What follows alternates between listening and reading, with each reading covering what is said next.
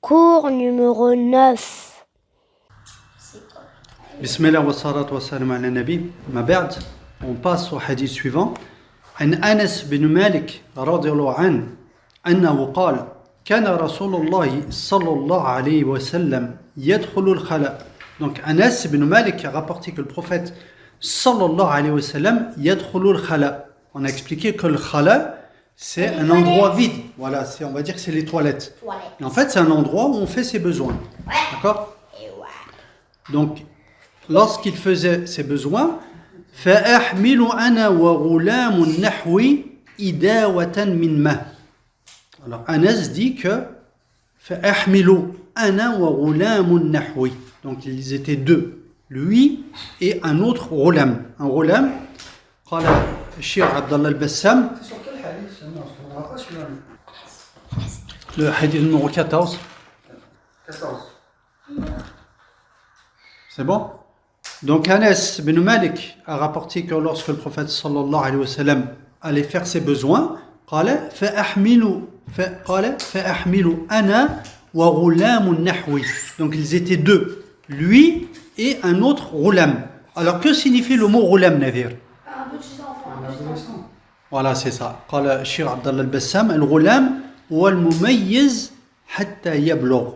C'est un enfant jusqu'à atteindre l'âge de puberté. Donc comme Anas, comme Ayoub, Zayd. D'accord? Voilà. وغلام نحوي. ما معنى نحوي؟ قال يعني هو مقارب لي في السن. C'est-à-dire un autre enfant qui avait à peu près le même âge que lui. Donc il y avait Anas et un autre enfant. C'était un ghulam, il a une dizaine d'années comme ça, une dizaine d'années. Donc, Qila huwa ibn Mas'ud. Certains ont dit que l'autre enfant c'était Ibn Mas'ud. Alors, qu'est-ce qu'il faisait? Il portait quoi? Idawatan min ma. Ça signifie quoi? Idawatan? J'explique. Alors, idawatan, هي الإناء الصغير من الجلد يجعل للماء. Donc, c'est un ina, c'est un petit récipient. C'est une outre. En français, on appelle ça une outre. Une outre, c'est un récipient où on met de l'eau. Donc, ils étaient deux et ils lui amenaient une outre. C'est-à-dire un petit récipient où il y a de l'eau. Voilà. Idawatin min ma. Wa anaza. Alors, anaza, c'est un asa. C'est un bout de bois comme ça. C'est comme un pic, comme une lance. Qala falyastanji bil ma. Et le prophète sallallahu alayhi wa sallam se lavait avec l'eau. Yastanji, c'est-à-dire il se lavait. Vous avez compris? Donc lorsque le prophète allait aux toilettes, faisait ses besoins, les enfants lui amenaient ça, une outre d'eau, idawatan min ma, une anaza, c'est-à-dire un bout de bois, une pique, et le prophète sallallahu alayhi wa sallam se lavait avec l'eau. Vous avez compris? Oui. Alors qu'est-ce qu'on tire comme profit du hadith? On tire comme profit que les enfants lui rapportaient une anaza. Une anaza, C'est quoi une Abdallah anaza? al-Bassam, ou asa qasira, fi tarafiya hadida. C'est un bout de bois avec du fer au bout. C'est comme une lance. Et à quoi ça sert? Pourquoi est-ce qu'il lui a amené ça au prophète sallallahu alayhi wa sallam? Vous savez? Non, il le plantait. Il le plantait et il mettait un tissu dessus, par exemple un vêtement, pour se cacher. Parce que lorsque tu fais tes besoins, c'est bien de te cacher pour que les gens ne te voient pas. D'accord. Donc ce bout de bois-là, ça lui servait à mettre un habit pour se cacher, pour que les gens ne le voient pas. Voilà. Voilà, exactement, c'est ça. Ah tiens, on a fait... C'est pour se cacher du regard des gens. gens. Et également, Nadir, ça lui servait de soutara. Il pouvait l'utiliser comme soutara. C'est-à-dire pendant la salat, il mettait le bout de bois devant lui. Alors, qu'est-ce qu'on tire comme profit du hadith? قال الشيخ عبد الله البسام جواز الاقتصار على الماء في الاستنجاء. Lorsque tu te laves, lorsque tu as fait tes besoins et que tu te laves, tu peux utiliser juste de l'eau. Ça suffit. D'accord? وهو أفضل من الاقتصار على الحجارة. Et c'est mieux que d'utiliser quelque chose de solide. Parce qu'on peut utiliser par exemple un chiffon, autre chose pour nettoyer. Mais le mieux c'est quoi? c'est l'eau. C'est l'eau. Oui. قال لأن الماء أنقى. لأن الماء أنقى. C'est plus pur de se laver avec de l'eau. C'est plus facile aussi. والأفضل الجمع بين الحجارة والماء. Et le meilleur, c'est d'utiliser quelque chose de solide et de l'eau.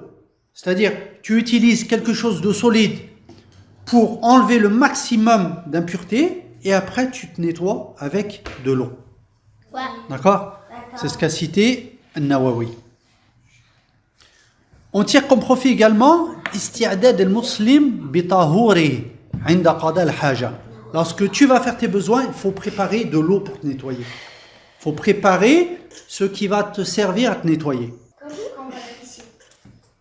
Également, il a cité tahaffuduhu an an yanzur ilayhi ahad. Le prophète sallallahu alayhi wa sallam faisait attention à ce que les gens ne le regardent pas, ne le voient pas lorsqu'il faisait ses besoins.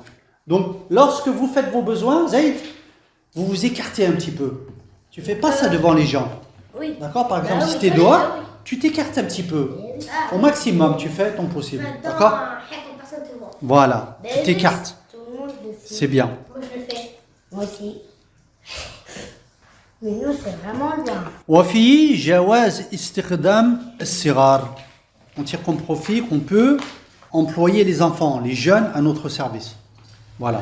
Voilà pour le hadith. C'est bon, c'est clair? Pour nous cache. Non, pour nous aider. Par exemple, on appelle des enfants pour nous aider. Comme ici. Eh bien, comme ici, le prophète sallallahu alayhi wa sallam, il y a Anas et un autre enfant qui lui amenait un récipient d'eau, la pique et tout. Il l'aidait. Nous, on l'aide pas. Voilà. Anas.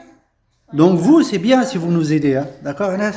Ayoub. Non, vous êtes comme ça, on se calme. Voilà. On passe au hadith suivant. عن أبي قتادة الحارث بن ربعي الأنصاري رضي الله عنه أن النبي صلى الله عليه وسلم قال لا يمسكن أحدكم ذكره بيمينه وهو يبول. Donc Qatada a rapporté que le prophète sallallahu alayhi wa sallam a dit que lorsqu'on urine, il ne faut pas se tenir le sexe avec la main droite. D'accord? Il ne faut pas se tenir le dhakar avec la main droite lorsqu'on urine, lorsqu'on fait pipi. وَلَا يَتَمَسَّحْ مِنَ الْخَلَى بِيَمِينِهِ. Et lorsqu'on a fait nos besoins, il ne faut pas se laver avec la main droite. On utilise quelle main? Gauche. La main gauche. Parce que c'est pas. Et dès que tu fais comme ça, faut pas faire qu'elle. Mais tu sais. Oui, on va expliquer, c'est ça. C'est ça. On va expliquer, c'est ça. Parce que la main droite, on l'utilise pour les bonnes choses, pour manger, pour boire, pour faire l'eau d'eau. Parce que quand tu joues le truc gauche. وَلَا يَتَنَفَّسْ فِي الْإِنَاءِ وَلَا يَتَنَفَّسْ فِي الْإِنَاءِ. Et il a dit de ne pas respirer dans le récipient. Quand tu bois, Je le fais. il ne faut pas respirer dans le récipient, dans le verre. D'accord? Je le fais. Moi, je le fais pas. Moi, je le fais. Muttafaqan alayhi. Ce hadith est rapporté par le Bukhari et Muslim. Alors, le sens général du hadith, Nadir, le prophète sallallahu alayhi wa sallam a dit de ne pas se tenir le sexe avec la main droite lorsqu'on urine. Et il a dit de ne pas se nettoyer avec la main droite. قال لأن اليد اليمنى أعدت للأشياء الطيبة. Parce que la main droite, on l'utilise pour les bonnes choses. On mange avec quelle main? Gauche. Droite. On boit avec quelle main? Ayoub? Droite. Avec la droite. Lorsqu'on donne quelque chose, on le fait avec la droite, c'est bien. Lorsqu'on sallam, Droite. quand on serre la main de quelqu'un, avec quelle main? Avec la droite. Donc la main droite est utilisée pour la bonne chose. Non, mais c'est moins cher que droite. Donc on ne se lave pas avec la main droite. On utilise la main gauche. Pour la bonne cause. Voilà. وفي النهي عن التنفس في الإناء. Également, il a interdit de respirer dans le récipient. Pourquoi? Parce que ça peut causer des adarar. Ça peut causer du tort. Ça peut causer des maladies. Peut-être que tu vas avoir un microbe, une bactérie. Et tu vas la transmettre. Tu peux avoir une bactérie, tu peux être malade et tu peux la transmettre. Donc il ne faut pas respirer dans le récipient, dans le verre. قال الشيخ عبد الله البسام اختلاف العلماء. Il a cité que les savants ont divergé. Dans quelle question? Alors la question est que le nahi, est-ce que l'interdiction ici indique que cette chose-là est haram, est interdite, est illicite, ou c'est juste lil karaha, c'est-à-dire qu'il est préférable de ne pas le faire? D'accord. Alors c'est quoi? Il est préférable de ne pas le faire. Est-ce qu'il est interdit de faire ça? Non. C'est-à-dire Préférable de strictement pas le interdit, ou c'est préférable de ne pas le faire? faire. Vaut mieux Préférable délaisser de ces pas le choses-là. faire. Oui, c'est ça. Alors, T'as vu, je vous ai tous dit. Cheikh Ibn Uthaymin a cité dans son commentaire, il a dit que premièrement, qu'est-ce que le musulman doit dire lorsqu'on entend une ayah, un verset ou un hadith du prophète sallallahu alayhi wa sallam? Qu'est-ce qu'on doit dire? On doit dire sami'na wa ata'na. Nous avons entendu et nous obéissons. C'est-à-dire, on doit suivre. On ne doit pas se poser la question, est-ce que c'est une stricte interdiction ou est-ce que c'est juste pas recommandé? Non.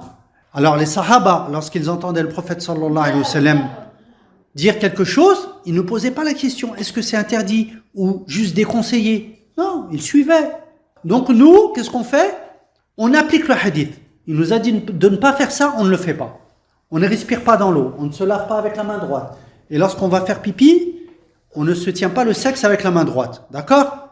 Mais, Cheikh Ibn Uthaymin explique que si une personne a fait ça, par exemple, une personne s'est lavée avec la main droite, dans ce cas-là, elle a besoin de savoir, est-ce que c'était une interdiction, c'est-à-dire, est-ce qu'elle a un péché, est-ce qu'elle doit faire tawba? Donc, c'est ça le profit de savoir. Donc, il a dit que nahi una lil karaha, c'est juste déconseillé. Donc le profit, c'est de savoir est-ce qu'on doit faire tawba de ce péché-là. D'accord? Mais à la base, on doit suivre. On suit. Comme Allah Azza wa Jalla dit, Ya ayyuhalladhina amanu, ati'u Allah wa ati'u ar-rasul. Il nous a dit d'obéir à Allah et d'obéir au messager. Mais sinon, en fait, l'interdiction, c'est quelque chose de déconseillé. C'est quelque chose de déconseillé. Mais si on le fait, c'est-à-dire on n'a pas de péché, d'accord? Mais on ne le fait pas, d'accord? On ne le fait pas. Hein. Je ne sais pas si vous le saviez, mais maintenant il faut appliquer ça, d'accord, Abdallah? Qu'est-ce qu'on tire du hadith? An-nahi an mas al-dhakar bil-yumna hal al-bol. Donc il ne faut pas uriner en se tenant avec la main droite. Également, an-nahi an al-istinja bil-yamin. Il ne faut pas se laver avec la main droite. An-nahi an al-tanaffus fil-ina. Il ne faut pas respirer dans le récipient lorsqu'on boit. On rajoute une question. Cheikh Ibn Uthaymin a cité. Wan-nafr, le fait de souffler. Est-ce qu'on a le droit de souffler sur l'eau ou sur la nourriture? Non. Par exemple, on a un plat qui est trop chaud. C'est trop chaud. Est-ce qu'on a le droit de souffler dessus pour refroidir?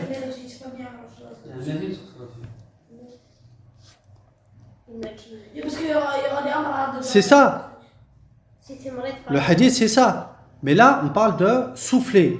Là, c'est venu tanaffus, respirer. Souffler. C'est pas bien, c'est pas bien. Alors, je fais un résumé de ce qu'a cité Cheikh Ibn Uthaymin. D'accord? En résumé, il a dit qu'on pouvait dire soit non, soit que c'est pire que respirer. On peut dire soit non. Pourquoi? Parce que dans le hadith, le terme qui est venu, c'est respirer. Ce n'est pas souffler. Donc une personne pourrait dire, non, le prophète a dit, tanaffus, c'est respirer, il n'a pas dit qu'on n'a pas le droit de souffler. Mais il a dit, on peut dire également que c'est pire que respirer. Pourquoi? Parce que lorsqu'on souffle, c'est plus grave. Par exemple, tu es malade, tu as la grippe, tu souffles, tu as des microbes, tu vas contaminer tout le monde. Tu vas rendre tout le monde malade. Donc on peut dire que c'est encore plus grave. D'accord? Oui. Et il a dit que dans tous les cas, les fuqaha ont dit que c'était déconseillé. Il ne faut pas le faire. Il ne faut pas souffler sur la nourriture. Même si le plat est chaud. Même si, par exemple, tu bois du lait qui est très chaud, tu ne souffles pas dessus. Il a donné une technique. Il a dit, par exemple, qu'est-ce que tu peux faire? Vous la connaissez? Bouger les mains. Par exemple, tu as un verre de lait qui est très chaud. Tu le mets dans un verre et Voilà. tu le remets dans un verre. Tu le remets dans un Tu verre. verses dans tu un le autre remets verre. dans un verre, Après, tu dans le un remets autre dans un verre. verre, Et tu tu le verses dans un remets autre verre. dans un verre, Ça tu va le remets refroidir. dans un verre. Il a cité ça. Donc, en résumé, il ne faut pas souffler sur la nourriture. Même si le plat est chaud. Il a dit également, fi ijtinab al-ashya al-qadhira. Il ne faut pas toucher les choses mauvaises avec la main droite. D'accord? Et si une personne doit le faire, elle le fait avec la main droite ou à la gauche? Gauche. وفي بيان شرف اليمين وفضلها على اليسار. Il y a également le mérite de la main droite. Et on a dit que la main droite est utilisée pour honorer, pour les bonnes choses. Lorsque tu passes le salam, tu serres la main d'une personne, avec quelle main? Droite. La droite. On mange avec quelle main? Droite. On boit avec quelle main? Droite. On Droite. donne avec quelle main? Droite. C'est préférable avec la main Droite. droite. Ah. Classe, vous avez compris? Oui, on a compris. On passe au hadith suivant. وعن عبد الله بن عباس رضي الله عنهما قال مر النبي صلى الله عليه وسلم بقبرين. Donc Abdullah ibn Abbas a dit que le prophète est passé un jour devant deux tombes. Oui, deux tombes. فقال, et il a dit إنهما لا يعذبان. Il a dit que les deux personnes qui sont dans la tombe sont en train de se faire châtier. Comment ça? إنهما لا يعذبان وما يعذبان في كبير. Et il a dit qu'ils ne se font pas châtier fi kabir. Alors que signifie fi kabir? C'est-à-dire بذنب يسير تركه. C'est-à-dire qu'ils ont fait un péché qu'il n'était pas difficile d'éviter. Ils ont fait quelque chose qu'il n'était pas dur d'éviter, de délaisser. Comme quoi? Eh bien, il va citer Zayd. Alors, c'est quoi ce péché? قال أما أحدهما, une des deux personnes faisait quoi? فكان لا يستتر من البول. لا يستتر من البول. C'est-à-dire qu'il ne faisait pas attention à sa pipi. Lorsqu'il faisait pipi, il y avait des gouttes qui lui tombaient dessus. Il ne faisait pas attention. Il faut faire très attention. Il le fait pas. Lorsque tu urines, lorsque tu fais pipi, il faut faire attention aux gouttes. D'accord? D'accord, oui. Donc lui ne faisait pas attention. Je voulais. وأما الآخر فكان يمشي بالنميمة. Et la deuxième personne كانت تمشي بالنميمة. Elle parlait sur les gens sans qu'ils savent. Alors elle faisait de la namima, c'est-à-dire que cette personne-là parlait sur les gens. Alors namima, c'est quoi exactement? C'est نقل كلام الغير بقصد الإضرار. C'est rapporter les propos d'une personne pour faire du mal, pour causer la fitna entre les gens. Attention, c'est avec cette précision-là. Tu rapportes les propos d'une personne à une autre personne avec une mauvaise intention. Tu veux la monter contre elle, tu veux causer des problèmes. D'accord? Donc ce n'est pas à chaque fois que tu rapportes quelque chose que c'est de la namima. Non, tu peux rapporter quelque chose. Tu dis oui, telle personne a fait ça. Min bab al-nasiha, pour faire un conseil, ou juste pour rapporter. Dans ce cas-là, ce n'est pas de la namima. Mais si ton but, c'est de faire le tahrish, de monter les gens les uns contre les autres, là, c'est la namima, la médisance. En français, on appelle ça la médisance. Attention, c'est un grand péché. Hein. قال النبي صلى الله عليه وسلم لا يدخل الجنة قتات. لا يدخل الجنة قتات. Donc celui qui fait de la namima n'entre pas au paradis. C'est-à-dire que c'est un grand péché. Lorsqu'on a une menace de châtiment, cela signifie que c'est un grand péché. Donc faites très attention. Hein. Donc qu'est-ce qu'il a fait? Le prophète sallallahu alayhi wa sallam, فأخذ جريدة. Il a pris une jarida. Alors c'est quoi une jarida? C'est une feuille de palmier. Une feuille de palmier. Asib al-nakhl. Qu'est-ce qu'il a fait? فشقها نصفين. Il l'a coupé en deux. Oui. فغرز في كل قبر واحدة. Il a planté sur chaque tombe un morceau de la feuille de palmier. D'accord? Pourquoi c'est pas ces tombes? On va te donner la réponse. Pourquoi? Les Sahaba justement ont dit فقالوا يا رسول الله لما فعلت هذا. Les Sahaba lui ont dit يا رسول الله, pourquoi est-ce que tu as fait cela? قال لعله يخفف عنهما ما لم ييبسا. Il a dit j'espère que leur châtiment va s'alléger le temps que ces deux feuilles de palmier sont encore humides, tant qu'elles ne sont pas encore sèches, à cause du tasbih de ces feuilles-là. Donc, il a fait ça pour yukhaffif al-adab, pour alléger le châtiment de ces deux personnes-là. D'accord? Vous avez compris les enfants? Ouais, on a compris. Alors, le sens général du hadith. Donc ici, Cheikh Abdallah al-Bassam répète le sens général du hadith. Donc, il cite que le prophète est passé avec les compagnons auprès de 2 tombes. Il a dit que les habitants de ces tombes-là étaient en train de se faire châtier. وَمَا يُعَذِّبَانِ فِي كَبِيرٍ. Ils ne se font pas châtier fi kabir. Fi kabir, mot, ça veut dire pour quelque chose de grand. Mais le sens c'est بِذَنْبِ يَسِيرْ تَرْكُهُ. Ils se font châtier pour quelque chose qui était facile à éviter. Il était facile d'éviter de se préserver de l'urine lorsqu'ils urinaient. Et il était facile également d'éviter la médisance. Et ils ne l'ont pas fait. D'accord? Donc il a recité les deux. Il a recité les 2 cas. Le premier ne faisait pas attention à son urine. وَالْآخَرَ الشَّيْطَانِ يَسْعَى بَيْنَ النَّاسِ بِالنَّمِيمَةِ. Et le deuxième est un shaitan. Mais c'est quoi le pire? Shaitan, c'est-à-dire c'est quelqu'un qui cause la fitna. Qui cause la fitna entre les gens en rapportant les propos pour monter les gens les uns contre les autres. Bin-namima, la médisance. Mais c'est quoi le... Et ça c'est grave. Attention les enfants, il faut pas... Ça, nous on tire comme profit qu'il ne faut pas faire ça. Attention, Zayd, tu ne vas pas rapporter, oui, telle personne a fait ça, tel papa il a fait ça, pour les monter, pour causer des embrouilles entre les gens. D'accord? Non, Il ne faut pas le faire ça, Abdallah. Oui. Les D'accord, Anas? contrats. Il ne faut pas le faire ça. Hein. C'est pas bien, c'est un péché. Hein. Je lui dis non, ne te à la maison. C'est vrai. Puis les Sahaba ont posé la question et le prophète leur a montré que c'était pour alléger le châtiment de ces 2 personnes-là. Écoutez, Ouais. Ikhtilaf al-ulama. Alors, Cheikh Abdallah al-Bassam a cité que les savants ont divergé. Ikhtilaf al-ulama fi wad' al-jarida ala al-qabr. Est-ce que nous, on a le droit de faire comme le prophète? Est-ce qu'on a le droit de prendre une feuille de palmier et de la planter sur la tombe? Ahsant. Alors, certains ont dit que cela était recommandé, car le prophète, sallallahu alayhi wa sallam, l'a fait. Mais d'autres ont dit que non. Ils ont dit qu'on ne doit pas le faire. Pourquoi? Parce que ada yahtaj ila dalil. On a besoin d'une preuve. D'accord? Et le prophète sallallahu alayhi wa sallam ne l'a pas fait sur les autres tombes.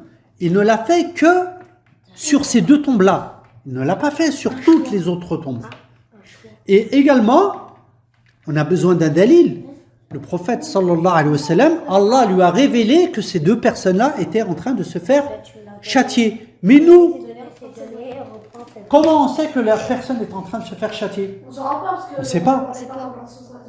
Donc comme l'a dit Cheikh Ibn Uthaymin, si on fait ça, ça veut dire qu'on est en train d'attester que la personne est en train de se faire châtier. Alors que nous, on ne sait pas exactement. Donc c'est une khata. Il a dit que c'était une erreur.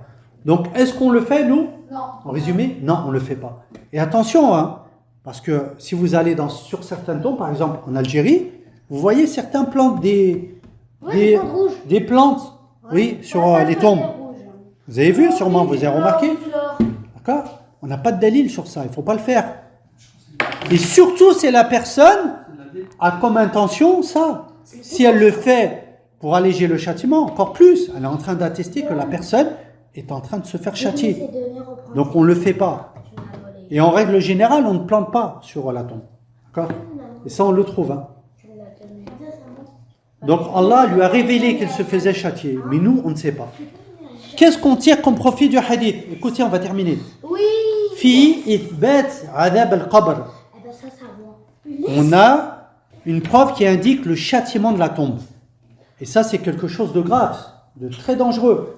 Et qu'est-ce qu'on fait dans chaque salat, les enfants, à la fin de la salat? Qu'est-ce qu'on dit dans le tashahhud?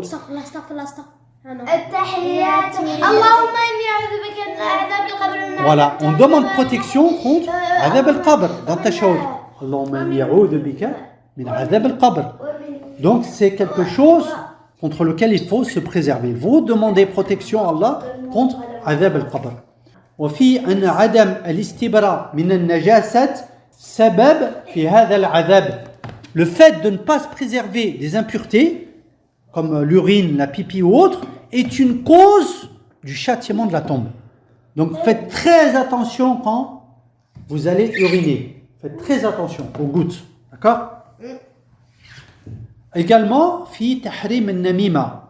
On a que la namima, la médisance, est interdite. Il faut faire très attention. C'est une cause de fitna qui peut faire d'énormes problèmes entre les gens. وفي رحمة النبي صلى الله عليه وسلم بأصحابه وحرصه على إبعاد الشر عنهم. Le prophète veillait au bien pour ses compagnons et il les écartait également du mal. Il manque une minute. Après, redonne-moi. D'accord. وفيه الستر على الذنوب والعيوب. Également, il y a le fait de ne pas dévoiler les péchés. Ici, par exemple, le prophète sallallahu alayhi wa sallam n'a pas dévoilé qui étaient ces deux personnes-là qui étaient en train de se faire châtier. Donc, il ne les a pas dévoilés. Il les a cachés. C'est pas moi. Voilà pour ce hadith. Vous avez compris les enfants? Donc, faites très attention lorsque vous allez aux toilettes. Oui. وإلى هنا وسبحانك اللهم وبحمدك أشهد أن لا إله إلا أنت أستغفرك وأتوب إليك.